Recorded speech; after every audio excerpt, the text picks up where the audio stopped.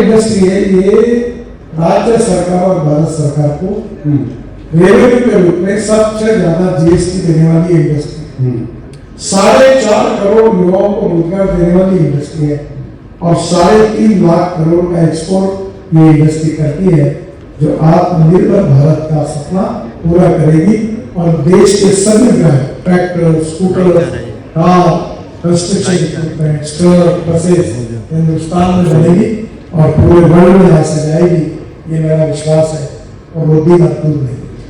आज भी आप अफ्रीकन देशों में जाइए, आज आप श्रीलंका जाइए, बांग्लादेश जाइए, आप आपके नजदीक के अनेक देशों में जाइए, आप सब जगह इंडियन ब्रांड देखें। और अभी वो दिन दूर नहीं है कि यूरोपियन कंट्रीज और विकसित देशों में भी आपको हमारे ट्रैक्टर्स, हमारी स्कूटर्स, हमारी बसेस, हमारी कार आपको देखने के लिए मिलेगी। और अभी जैसे टोयोटा है, अभी ये सुजुकी है, ये मारुति सुजुकी, परसों ही कल मेरे घर पर आए थे, भी 50% प्रोडक्शन उनका एक्सपोर्ट है। टोयोटा 50% प्रोडक्शन एक्सपोर्ट होता है। तो आज हम देखिए कि जो विदेशों से आए कंपनी, जापान के टोयोटा का जितना व्यवहार है उससे इंडियन टोयोटा का ज्यादा है, और ये पूरे वर्ल्ड में एक्सपोर्ट यहाँ से होता है। मर्सिडीज की बात मैंने आपको बताई, तो मुझे लगता है आने वाले समय में ऑटोमोबाइल इंडस्ट्री हमारे देश का बहुत ताकत। मुझे याद है आपने दूसरे या पहले कॉन्क्लेव में कहा था कि हमारी गाड़ियां विदेश की इसलिए नहीं जा सकती क्योंकि हमारे स्टैंडर्ड जो है प्रोडक्शन के, क्वालिटी के, वो उतने नहीं है और हम वो भारत में लागू करेंगे। उससे थोड़ी कॉस्ट बढ़ सकती है लेकिन बड़ा बाजार खुलेगा, ये आपने कहा था। मुझे आज बताते हुए खुशी हो रही है कि हमने सुरक्षा के स्टैंडर्ड के हिसाब से भारत इम्पैक्ट प्रोग्राम शुरू किया और हमारी गाड़ियों की टेस्टिंग होने लगी। 6 एयरबैग्स हमने मैंडेटरी की और आज मुझे बड़े अभिमान के साथ ये कहते हुए खुशी हो रही कि वर्ल्ड की बड़ी बड़ी कंपनियां टेस्टिंग के लिए अपनी गाड़ियां इंडिया में भेज रही है और यहाँ से स्टैंडर्ड का ठप्पा लगा रही है। ये अचीवमेंट हमारे ये लोगों को, गरीबों को फंसाते हैं, डुप्लीकेट पार्ट लगा के क्वालिटी अच्छी है, उसका भी हमने स्टैंडर्ड तय किया है और जल्दी वो भी आएगा ताकि वो रिक्शा कम से कम 7-8 साल अच्छा चले। नहीं, आप मुझे व्यक्तिगत तौर पर आपका ये किस्सा पता है कि रिक्शा क्यों आपने लाई थी, हमारे दर्शकों को भी बताइए कि उसके पीछे क्या भावना थी कि एक व्यक्ति रिक्शा खींचता है, ये जो आपको लगा और आपने कहा ट्रांसपोर्ट मिनिस्टर बनने के बाद 1 करोड़ लोगों को मैं इससे जुड़ करूँ। हमारे देश में 1 करोड़ लोग आदमी को ढोने का काम और करीब 1 क्विंटल का बोरा अपने पीठ पर रखकर मजदूरी करने वाले 50 लाख लोग से 1.5 करोड़ लोग थे। और मुझे याद है मैं बचपन में अपने घर से रेलवे स्टेशन माँ के साथ जाता था, तो चढ़ाव टिकट कुत्ते के पास एक चढ़ाव रहता था, तो वो रिक्शा वाला बेचारा नीचे उतर के खींचता था, मैं भी उतर के उसको धक्का मारता था। मुझे बड़ा बुरा लगता कि क्या हमारे देश में कितना गलत है, आदमी को दो रहे। तो जब मैं मंत्री बना तो मैंने सब इंस्टीट्यूशन को बुलाया, IIT वाले एक्सपर्ट को, और मैंने उनको कहा कि क्या हम मैकेनिक्स जीवन की रिक्शा नहीं बना सकते सस्ता।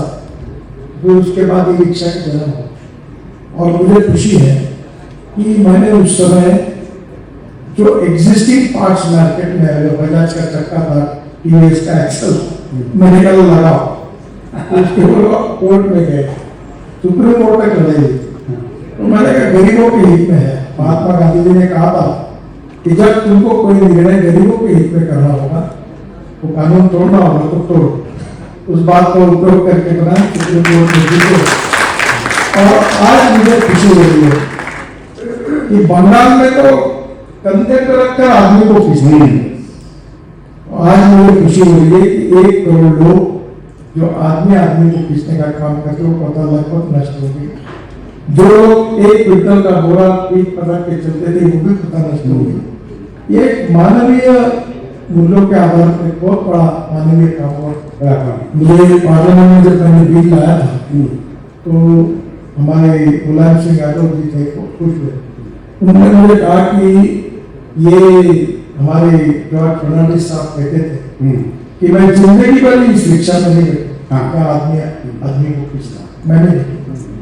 दीनदयाल उपाध्याय कहते थे कि जिस दिन ये व्यक्ति इस कार्य से मुक्त होगा, इसका शोषण होगा, वो इस देश के इतिहास का सुनहरा दिन रहेगा। मुझे लगता है कि दोनों का सपना पूरा हुआ और आज नेता ने जो इच्छा है ये हमारी सरकार की बहुत बड़ी उपलब्धि है।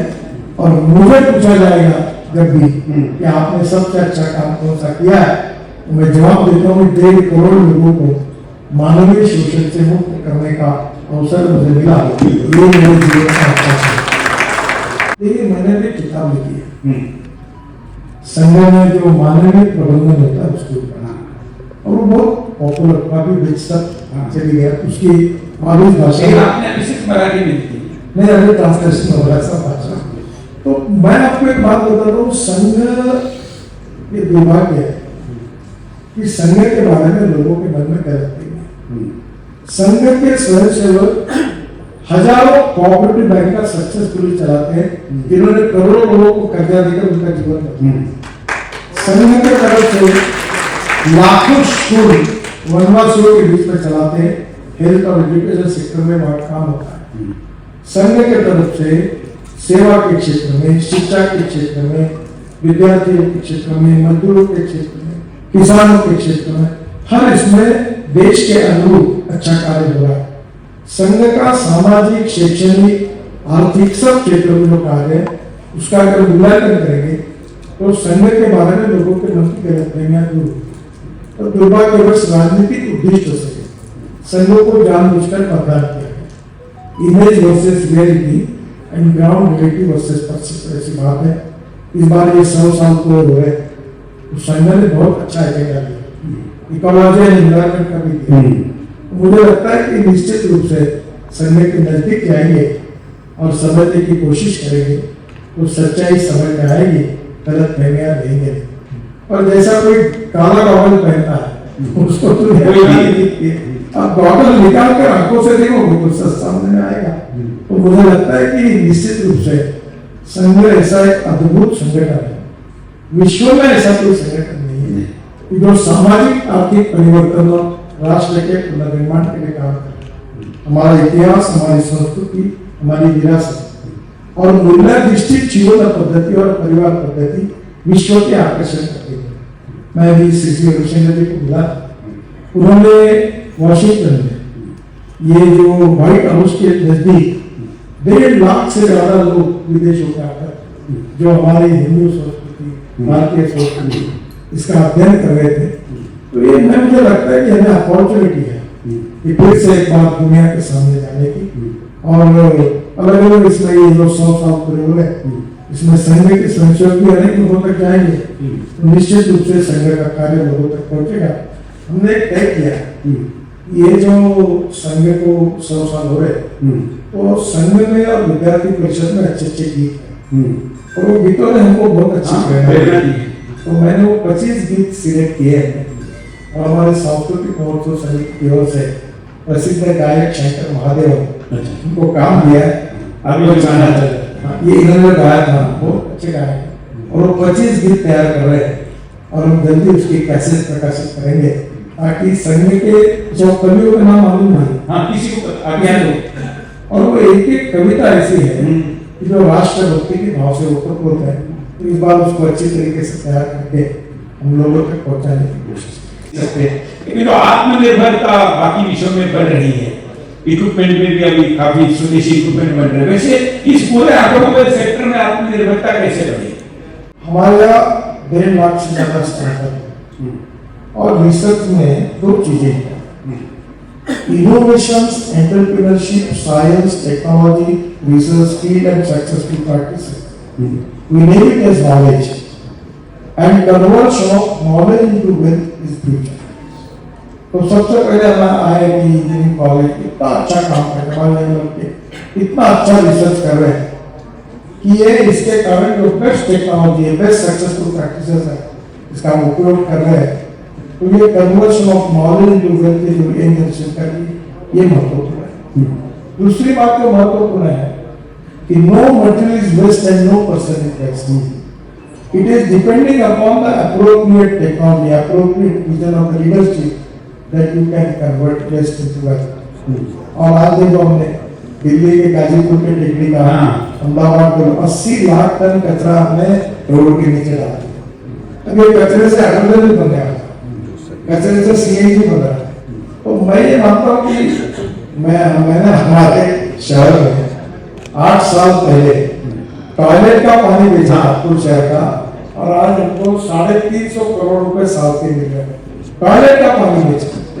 तो जो निश्चित रूप से अगर ये पूरा knowledge to wealth and waste to wealth ये जो कार्यक्रम है ये हमारे देश का विकास करेगा और देश को आत्मनिर्भर भी बनेगा और वेल्थ भी क्रिएट करेगा, एम्प्लॉयमेंट भी क्रिएट करेगा और देश की स्थिति बदल जाएगी, हम महाशक्ति बनेंगे, ये मेरा विश्वास।